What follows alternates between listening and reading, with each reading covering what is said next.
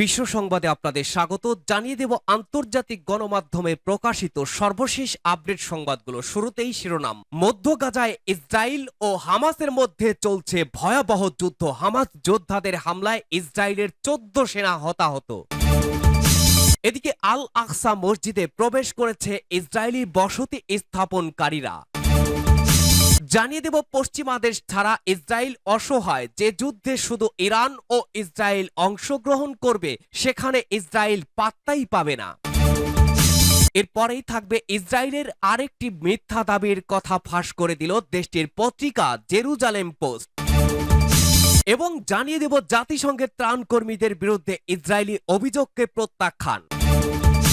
আরও থাকবে ইউরোপ ও অস্ট্রেলিয়ায়ও ছড়িয়ে পড়ল ইসরায়েল বিরোধী চরম বিক্ষোভ। সর্বশেষ জানাবো রুশ বিরোধী যুদ্ধ। কেউ এখন ইউক্রেনের সেনাবাহিনীতে যোগ দিতে ইচ্ছুক নয়। শিরোনামগুলো শুনছিলেন, এবারে বিস্তারিত। আজকের সংবাদ সম্পর্কে আপনার মূল্যবান মতামত লিখে জানান। জানিয়ে দিন কোন স্থান থেকে এই সংবাদ শুনছেন অথবা দেখছেন।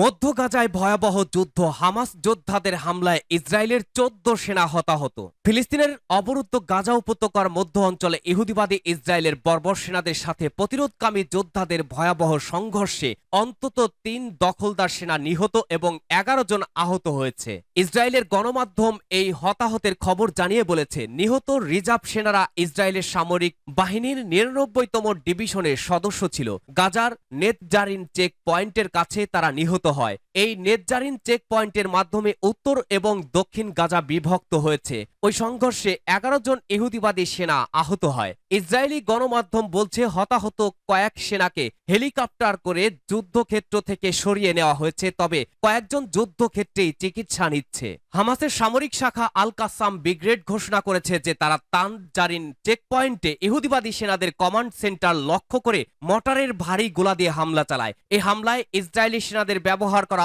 অবিস্ফোরিত গোলা ও বোমা ব্যবহার করা হয়েছে। ইসরায়েলি সামরিক বাহিনী স্বীকার করেছে যে গাজায় স্থল আগ্রাসন চালাতে গিয়ে তাদের মোট 260 সেনা নিহত হয়েছে। আল আকসা মসজিদে প্রবেশ করেছে দখলদার ইসরায়েলি বসতি স্থাপনকারীরা। পবিত্র আল আকসা মসজিদ চত্বরে প্রবেশ করেছে ইসরায়েলি কমপক্ষে 270 জন বসতি স্থাপনকারী। ফিলিস্তিন বার্তা সংস্থা ওয়াফাকে উদ্ধৃত করে এ খবর দিয়েছে অনলাইন আল জাজিরা। এতে বলা হয়, ইসরায়েলি সেনাদের দেওয়া নিরাপত্তায় তারা মসজিদ চত্বরে তাদের ধর্মীয় আচার তালমুদ পালন করে। তবে ওল্ড সিটির গেট দিয়ে ফিলিস্তিনিরা প্রবেশ করার চেষ্টা করলে তাদের কঠোর বিধিনিষেধ আরোপ করে সেনাবাহিনী। ইরান ও ইসরায়েলের সম্ভাব্য যুদ্ধের বিভিন্ন দিক বিশ্লেষণ করেছে সমরবিদরা। বেশিরভাগ বিশ্লেষক ইসরায়েলের প্রতিরক্ষা ব্যবস্থার দুর্বলতার ওপরে জোর দিয়েছেন। তাদের দাবি, 13 এপ্রিল ইসরায়েলে ইরানের হামলায় ইসরায়েলের গর্বের আকাশ প্রতিরক্ষা ব্যবস্থা আয়রন ডোমের দুর্বলতা ফুটে উঠেছে। ইরানি ড্রোন এবং ক্ষেপণাস্ত্র ইসরায়েলের প্রতিরক্ষা ব্যবস্থা দুর্ভেদ্য প্রাচীর অতিক্রম করতে সক্ষম হয়। তবে এই দুর্বলতার কারণ কি? নিকটতম ভবিষ্যতে যদি ইসরায়েল ও ইরান যুদ্ধে অবতীর্ণ হয়, তবে তেল আবিবকে কোন কোন সমস্যার মুখোমুখি হতে হবে? অনুসন্ধান ও বিশ্লেষণ করেছে আল জাজিরা। ইরানের হামলা সফল নাকি ব্যর্থ? ইসরায়েলের সাবেক প্রধানমন্ত্রী এহুদ ওলমার্ট এর বিবৃতি মোটা দাগে ইসরায়েলের ব্যর্থতা ফুটিয়ে তোলেন। এক বিবৃতিতে তিনি বলেছেন, ইসরায়েলি সেনাবাহিনী অন্যান্য মিত্র দেশের সাহায্য ছাড়া ইরানের হামলার 75% বেশি ড্রোন ও ক্ষেপণাস্ত্র প্রতিহত করতে সফল হতে পারত না। সমসাময়িক ও কৌশলগত বিষয়ে বিশেষজ্ঞ কর্নেল হাতেম করিম আল ফালাহি মন্তব্য, ওহুদ ওলমারের কাছাকাছি যদি পশ্চিমারা ইসরায়েলকে সহায়তা না করে তাহলে কি হবে? করিম আল ফালাহি বলেছেন, ইরানের মোকাবেলায় ইসরায়েল যদি একা হয় তবে ইরানের সাথে বৃহৎ যুদ্ধে লড়ার মতো শক্তি ও ক্ষমতা তেল আবিবের নেই। কর্নেল হাতেম করিমের বিশ্লেষণ বলছে, ইরানের হামলা ইসরায়েলি সেনাদের দুর্বলতা এবং সক্ষমতা সম্পর্কে বাস্তব সত্য ফাঁস করে দিয়েছে। আকাশ প্রতিরক্ষা ব্যবস্থার দুর্বলতাও স্পষ্ট হয়ে গেছে। এক্ষেত্রে আয়রন ডোম আগের তুলনায় আরও বেশি অকার্যকর। আল জাজিরার সামরিক ও কৌশলগত বিশ্লেষক আল ফালাহি বলেছেন, ইসরায়েল তার 3 প্রধান মিত্র মার্কিন যুক্তরাষ্ট্র, ইংল্যান্ড এবং ফ্রান্সের সাহায্য ছাড়া ইসরায়েলের দিকে আসা ক্ষেপণাস্ত্রের শতকরা 25% আটকাতে এবং গুলি করতে পারত না। ইসরায়েলের 3টি আকাশ প্রতিরক্ষা ব্যবস্থা রয়েছে, আয়রন ডোম, ডেভিডস, স্লিং এবং অ্যারো। এগুলোর বাইরেও ইসরায়েলের আছে ইন্টারসেপ্টর প্ল্যান এবং বিভিন্ন রকমের আকাশ প্রতিরক্ষা অস্ত্র, যেগুলো শত্রু বিমানকে গুলি করতে কার্যকর অস্ত্র হিসেবে ব্যবহৃত হয়। ইরানি হামলায় বিভ্রান্ত ইসরায়েল। আল জাজিরার প্রতিবেদনে বলা হয়েছে, ইরান ইসরায়েল এই হামলার ক্ষেত্রে তাদের উন্নত অস্ত্র ব্যবহার করেনি। ইরান শুধুমাত্র তার পুরনো অস্ত্র ব্যবহার করেছে। ইসরায়েলকে বিভ্রান্ত করার জন্য ড্রোনগুলোকে কম গতিতে ইসরায়েলি ভূখণ্ডের দিকে পাঠিয়েছে। পশ্চিমাদের দ্বিমুখী নীতি। আমেরিকা, ইংল্যান্ড এবং ফ্রান্স 13 এপ্রিল ইসরায়েলে ছোড়া ইরানের ক্ষেপণাস্ত্র এবং ড্রোনগুলো প্রতিহত করতে অংশ নিয়েছিল। তারা তেল আবিবের প্রতি সমর্থন ঘোষণা করার পাশাপাশি বলেছিল তারা এই অঞ্চলে উত্তেজনা আর বাড়াতে চায় না। পশ্চিমাদের ছাড়া ইসরায়েল অসহায়। আল জাজিরার বিশ্লেষক জোর দিয়ে বলেছেন যে এই যুদ্ধে শুধুমাত্র ইরান ও ইসরায়েল অংশগ্রহণ করলে সেখানে ইসরায়েল পাত্তাই পাবে না।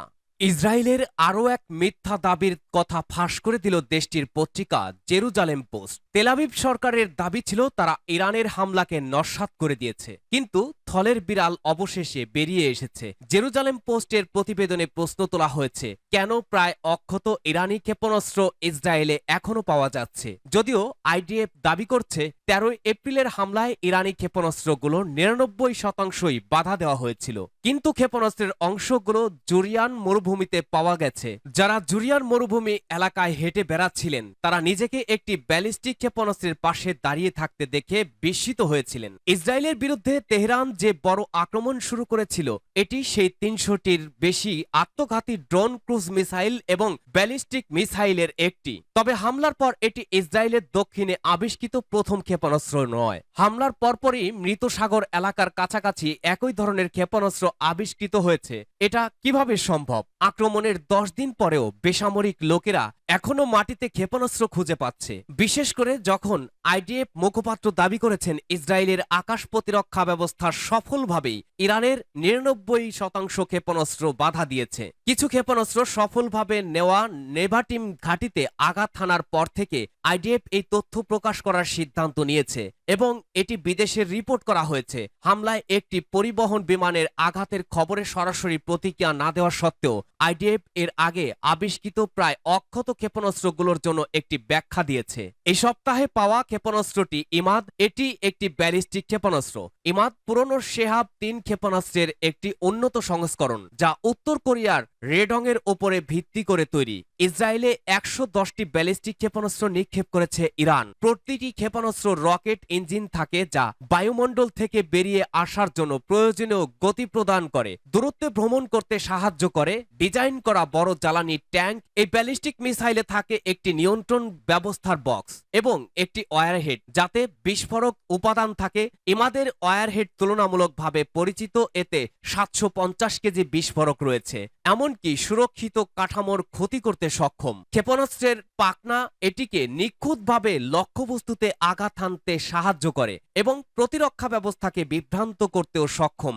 এই ক্ষেপণাস্ত্রের পাল্লা প্রায় 1700 কিলোমিটার এবং এটি 10 মিটার পর্যন্ত নিখুঁতভাবে লক্ষ্যবস্তুতে আঘাত হানার জন্য ডিজাইন করা হয়েছে। অন্তত 9টিতে সম্পৃক্ত ছিল 13 এপ্রিল রাতে সামরিক তৎপরতায় ইরান, ইরাক, সিরিয়া এবং লেবানন থেকেও ছোড়া হয় ক্ষেপণাস্ত্রগুলোকে। ভূপাতিত করেছিল ইসরায়েল, যুক্তরাষ্ট্র, যুক্তরাজ্য, ফ্রান্স এবং জর্ডান। জাতিসংঘের ত্রাণকর্মীদের বিরুদ্ধে ইসরায়েলি অভিযোগ প্রত্যাখ্যান। ইউএনআরডব্লিউ এর কর্মীদের 7 অক্টোবরের হামলায় জড়িত থাকার অভিযোগ প্রত্যাখ্যান করেছে জাতিসংঘ। এ নিয়ে ইসরায়েলের করা 5টি মামলা খারিজ করে দিয়েছে সংস্থাটি। মিডল ইস্ট মনিটরের প্রতিবেদনে বলা হয়েছে, ইসরায়েল অভিযোগ করেছে গাজায় জাতিসংঘের ত্রাণ ও কর্মসংস্থা ইউএনআরডব্লিউ এর কর্মীরা গত 7ই অক্টোবরের হামলায় অংশ নিয়েছিল। এর পরিপ্রেক্ষিতে তারা 5টি হামলাও করেছিল, কিন্তু তাদের অভিযোগের পক্ষে যথাযথ প্রমাণ না থাকায় মামলা 5টি খারিজ করে দিয়েছে সংস্থাটি। প্রতিবেদনে আরো বলা হয়, ইসরায়েল এমন একটি সময় সংস্থাটিকে বিতর্কিত করার চেষ্টা করেছে যখন গাজায় তাদের কর্মতৎপরতা আরো বেশি প্রয়োজন ছিল। জাতিসংঘের মহাসচিবের মুখপাত্র স্টিভেন ডুজারিকের মতে, অভ্যন্তরীণ তদারকি পরিষেবা ও আইওএস অফিসের 12 জনেরও বেশি ইউএনআরডব্লিউ ত্রাণকর্মীর অভ্যন্তরীণ তদন্ত তাদের 5টি মামলা বন্ধ করার সিদ্ধান্ত নিয়েছে। হামাসের হামলায় ইউএনআরডব্লিউ এর কর্মীদের জড়িত থাকার অভিযোগে এজেন্সির তহবিল এবং খ্যাতি ক্ষতিগ্রস্ত হয়েছে। এর ফলে অনেক পশ্চিমা রাষ্ট্র জাতিসংঘের ত্রাণ সংস্থা থেকে সহায়তা এবং তহবিল প্রত্যাখ্যান করেছে। অথচ সংস্থাটি গাজায় সবচেয়ে বেশি ত্রাণ প্রদান করেছে। কিন্তু পরে তদন্তে দেখা গেছে অভিযুক্ত ইউএনআরডব্লিউ কর্মীদের হামাস এবং এর অপারেশনের সাথে যুক্ত থাকার নির্ভরযোগ্য প্রমাণের উল্লেখযোগ্য অভাব রয়েছে। সূত্র মিডল ইস্ট মনিটর। ইউরোপ, অস্ট্রেলিয়াও ছড়িয়ে পড়ল ইসরায়েল বিরোধী বিক্ষোভ। ফিলিস্তিনের গাজায় ইসরায়েলি আগ্রাসনের প্রতিবাদে মার্কিন বিশ্ববিদ্যালয়গুলোতে শুরু হওয়া বিক্ষোভ দ্বিতীয় সপ্তাহে গড়িয়েছে। এরই মধ্যে আমেরিকার কমপক্ষে 40টি বিশ্ববিদ্যালয়ে ছড়িয়ে পড়েছে এই বিক্ষোভ। পরিস্থিতি সামালে 9 শতাধিক শিক্ষার্থীকে গ্রেপ্তার করেছে স্থানীয় প্রশাসন। তারপরেও দমাতে পারেনি ইসরায়েল বিরোধী আন্দোলন। এদিকে চরম অন্যায়ের বিরুদ্ধে মার্কিন শিক্ষার্থীদের এই বিক্ষোভ এখন ছড়িয়ে পড়েছে ব্রিটেন, ইউরোপ ও অস্ট্রেলিয়ার শিক্ষা প্রতিষ্ঠানগুলোতেও। বিক্ষোভের জেরে আমেরিকার বেশ কয়েকটি বিশ্ববিদ্যালয়ে স্নাতক অনুষ্ঠান বাতিল করা হয়েছে। কোথাও কোথাও বিক্ষুব্ধ শিক্ষার্থীরা পুরো ভবন দখল করে রেখেছে। নিউ ইয়র্কের কলাম্বিয়া ইউনিভার্সিটিতে গত সপ্তাহ থেকে শুরু হওয়া বিক্ষোভে এই পর্যন্ত শতাধিক শিক্ষার্থীকে গ্রেপ্তার করেছে সশস্ত্র পুলিশ। শনিবার সকালে বোস্টনে দাঙ্গা পুলিশ নর্থ ইস্টার্ন ইউনিভার্সিটির ক্যাম্পাস থেকে একটি তাঁবু তুলে নিয়েছে। এ সময় শিক্ষার্থীরা অবজ্ঞাসূচক শব্দ করার পাশাপাশি জোরে চিৎকার করে প্রতিবাদ জানান। যুক্তরাষ্ট্রের বিক্ষোভে সর্বশেষ যোগ দিয়েছেন the city university of new ইয়র্কের CEUNY শিক্ষার্থীরা। সেখানকার শত শত শিক্ষার্থী ক্যাম্পাসে তাঁবু খাটিয়ে অবস্থান নিয়েছেন। এসব তাঁবুতে তারা বর্ণবাদীদের জন্য কোনো বিনিয়োগ নয় লেখা ব্যানারও প্রদর্শন করছে। মার্কিন ক্যাম্পাসে বিক্ষোভের পর আন্দোলন গতি পাচ্ছে ফ্রান্সেও। বিগত প্রায় 7 মাস ধরে চলতে থাকা গাজা যুদ্ধের প্রতিবাদে যুক্তরাষ্ট্রের পাশাপাশি বিক্ষোভ ছড়িয়ে পড়েছে বিশ্বের বিভিন্ন প্রান্তে। বার্লিনে পার্লামেন্ট ভবনের বাইরে তাঁবু স্থাপন করেছেন যুদ্ধবিরোধী কর্মীরা। তারা জার্মান সরকারের কাছে ইসরায়েলে অস্ত্র রপ্তানি বন্ধের দাবি জানিয়েছেন। প্যারিসের নামকরা সায়েন্স পো ইউনিভার্সিটিতে মূল ভবনের বাইরে শুক্রবার শিক্ষার্থীদের বিক্ষোভের কারণে কেন্দ্রীয় ক্যাম্পাসে কোনো ক্লাস হয়নি, তাই কর্তৃপক্ষ অনলাইনে ক্লাস নিতে বাধ্য হয়েছে। সুইডেনেও শনিবার অনুষ্ঠিত হয়েছে গাজা যুদ্ধবিরতি বিক্ষোভ। বিক্ষোভে জনতা ফিলিস্তিন স্বাধীন করো এবং ইসরায়েলকে বয়কট করো স্লোগান দিয়েছেন। এছাড়া শনিবার বিকেলে লন্ডনের কেন্দ্রস্থল ফিলিস্তিনিদের প্রতি সহমর্মিতা প্রকাশ করতে শত শত লোক সমাবেশে জড়ো হন। রুশ বিরোধী যুদ্ধ কেউ এখন ইউক্রেনের সেনাবাহিনীতে যোগ দিতে ইচ্ছুক নয়। ইউক্রেনের সামরিক বাহিনীর নাৎসিবাদী আজব ব্যাটালিয়নের যুদ্ধরত একজন সেনা জানিয়েছেন, রাশিয়ার বিরুদ্ধে যুদ্ধ করার জন্য দেশের কেউ এখন আর সেনাবাহিনীতে যোগ দিতে চাইছে না। নিকো নামের এই সেনা সদস্য ইউক্রেনের TSN অনলাইন পত্রিকাকে জানিয়েছেন তিনি যুদ্ধক্ষেত্রে মারাত্মক আহত হয়েছেন এবং পা হারিয়েছেন। তারপরেও তাকে যুদ্ধ করতে হচ্ছে কারণ তার জায়গায় যুদ্ধে যাওয়ার কোনো লোক নেই। তিনি বলেন, ইউক্রেনের কোনো ব্যক্তি এখন আর সামরিক বাহিনীতে যোগ দিতে চায় না। ইউক্রেনের এই সেনা বলেন, যে সমস্ত মানুষ সামরিক বাহিনীতে যোগ দিয়েছিল তারা এখন পালিয়ে যাওয়ার চেষ্টা করছে এবং অনেকেই টিসজা নদীর ডুবে মারা যাচ্ছে। সম্প্রতি ইউক্রেন থেকে পালিয়ে যাওয়ার সময় প্রায় 1 ডজন সেনা এই নদীতে ডুবে মারা গেছে। নিকো মূলত এ কথার মধ্য দিয়ে সেই দিকে ইঙ্গিত করেছেন। গত মাসে ইউক্রেনের সীমান্তরক্ষী বাহিনী জানিয়েছিল 2022 সালের ফেব্রুয়ারি মাসে যুদ্ধ শুরুর পর থেকে এই পর্যন্ত টিসজা নদীতে 22 জন সেনা ডুবে মারা গেছে। টিসজা নদী ইউক্রেনের রোমানিয়া সীমান্তে অবস্থিত। যুদ্ধ থেকে বাঁচার জন্য এসব সেনা ওই নদী পাড়ি দিয়ে দেশের বাইরে চলে যাওয়ার চেষ্টা করেছিল।